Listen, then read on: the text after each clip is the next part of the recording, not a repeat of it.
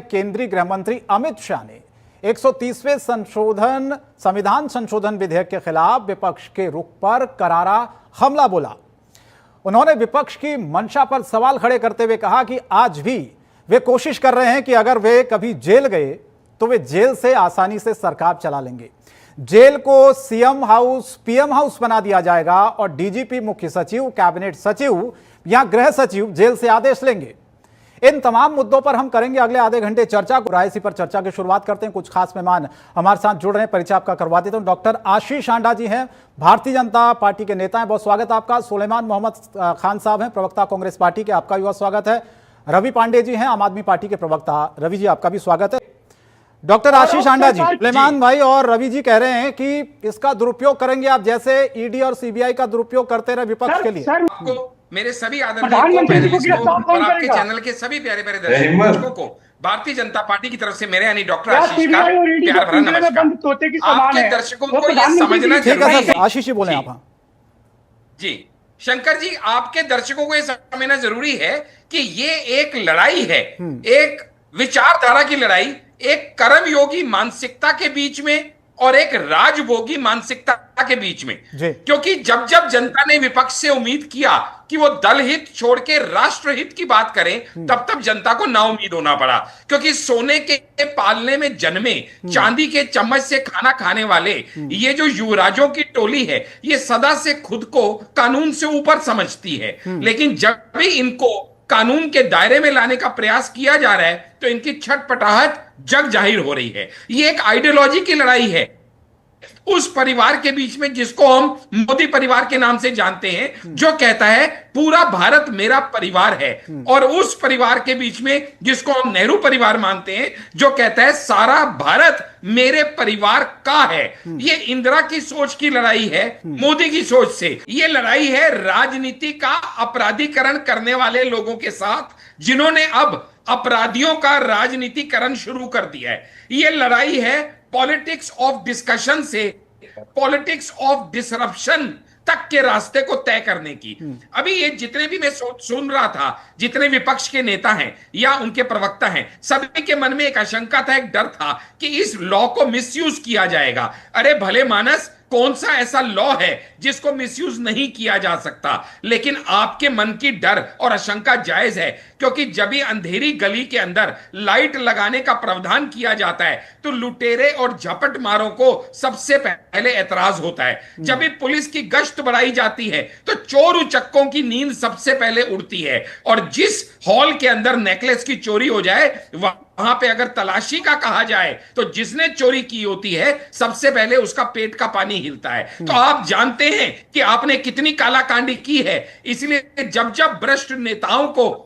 दंडित करने का कोई भी प्रावधान बनाया जाएगा, तब तब आपको इससे दिक्कत होना जायज है। लेकिन नैतिकता के पतन के देखते हुए कानून को सुदृढ़ करना अब जरूरी है, और 130th अमेंडमेंट कॉन्स्टिट्यूशन में लाने के लिए आर्टिकल 75 में आर्टिकल 5A जोड़ना, 164 में अमेंडमेंट करना और 239AA में अमेंडमेंट करना इस समय राष्ट्र की मांग है। और राजनीति का स्वच्छीकरण करने के लिए, तो ये कैसे तय होगा डॉक्टर आशीष जी कि इसका दुरुपयोग नहीं होगा? 100% सराहनीय है। ये विपक्ष को आप कैसे कॉन्फिडेंस में लेंगे इसको लेके, बताइए ना।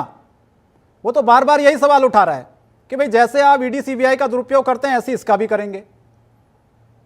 भाई साहब देखिएगा ना, ये इनके मन का डर है, आशंका है। पहले तो क्या है, इनको थोड़ा तथ्य पता होने चाहिए। तथ्य क्या है कि आप ऐसे ही किसी को भी इस लॉ के अंदर नहीं ले सकते।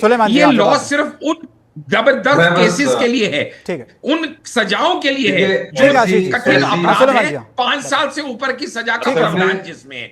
दूसरा, इन्हें भाजपा पे इतबार नहीं, इन्हें ईडी सीबीआई पे इतबार नहीं, इन्हें पुलिस आर्मी पे इतबार नहीं, कोई बात नहीं। चलिए कम से कम देश की न्यायिक प्रक्रिया पे तो इतबार कीजिए, हमारी जुडिशरी पे तो इतबार कीजिए। अगर ठीक है आशीष जी, ठीक है सुलेमान जी बोले तो कोर्ट कैसे मोदी जी करते हैं, आप उनका कंपटीशन हो जा रहा है। सुलेमान जी जल्दी से सवालिया निशान उठा रहे हैं, तो आपको शर्म आनी चाहिए। अमित शाह का विपक्ष पर हमला, विपक्ष की मंशा पर खड़े किए सवाल। कहा क्या जेल को सीएम पीएम हाउस बना दिया जाएगा? गृह मंत्री अमित शाह ने संविधान के 130वें संशोधन विधेयक का समर्थन किया। भाई साहब आप ये बता दीजिए कि रूल 10 सब सेक्शन 2 मुझे पता और आपको CCS परेशानी के होगी। तहत जब किसी सरकारी कर्मचारी के ऊपर कोई इल्जाम लगता है तो 48 आवर्स के लिए भी अगर वो जेल जाता है तो उसको सस्पेंड क्यों कर दिया जाता है? सजा होगी, वो क्या डिस्क्वालीफाई राइट होगा। नहीं है? उसके अलावा हमारे सुनो यार, भैया सुनो यार, राइट टू अरे सुन इक्वालिटी। तो, भाई साहब कानून तो सबके लिए आ रहा है। मुख्यमंत्रियों ये को जेल आप डालना है, इन के मन चोरों का को जो डर है आपने लिया है, कि जिन्हें आपको आप चोर लगता है कहते इससे थे, अजीत आपको पवार दंडित ये किया लोग, जाएगा।